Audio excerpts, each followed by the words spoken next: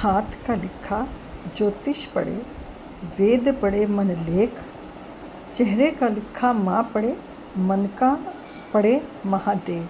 जी हाँ, बड़ी ही सुंदर लाइनें हैं कि हमारे मन को सिर्फ हमारा ईश्वर जानता है और हम कैसे भी बने रहें, हमारे भाव जो हैं वो हमारे चेहरे पर आते हैं जब माँ हमारे भावों को पकड़कर हमारे दिल की बात को जान लेती है। और कहते हैं ना, लाख छुपा लो तुम मन को, ईश्वर तो कहीं ना कहीं हमें देख रहे हैं। और इन पंक्तियों में लिखा भी यही गया है कि हाथ का लिखा ज्योतिष पढ़े, कि जो हाथों की लकीरें हैं वो जोशी पढ़ सकता है। वेद पढ़े मन का लेख, वेदों में भी मन की ही बात कही गई है और वेद ही मन का लेख पढ़ सकते हैं। चेहरे पर जितने अच्छे हो, खुशी हो, दुख हो, घबराहट हो, कैसा भी भाव हो, माँ एक नज़र में हमारी पकड़ लेती है कि हमारे भीतर क्या चल रहा है। और महादेव तो कहते ही हैं कि ईश्वर हमारे हर परिस्थिति, हर कर्म के, हर क्षण के वो दृष्टि करता है या दृष्टि रखने वाले चौकीदार हैं, जो हमारे कर्म उनसे ना छुपेंगे।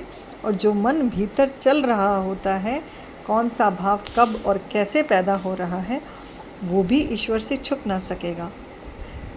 इसलिए अपने मन के दर्पण को, उसमें यदि हम ईश्वर को बिठा दें और ईश्वर का ध्यान करते हुए हम यदि अपना कर्म करें, तो निश्चित ही हमारे कर्म हमारी पूजा बन जाते हैं।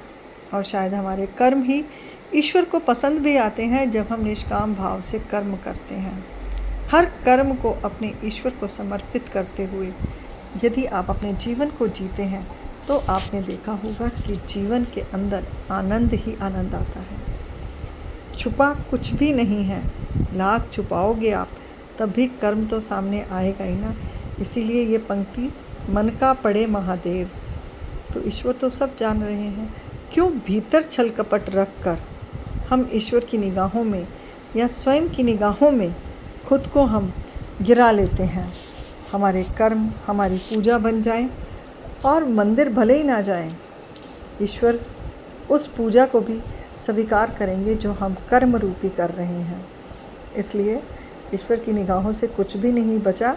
अगली बार सावधान रहना कि कर्म हमें कौन सा, कब और कैसे करना है, क्योंकि महादेव हमारे मन को पढ़ने वाले हैं।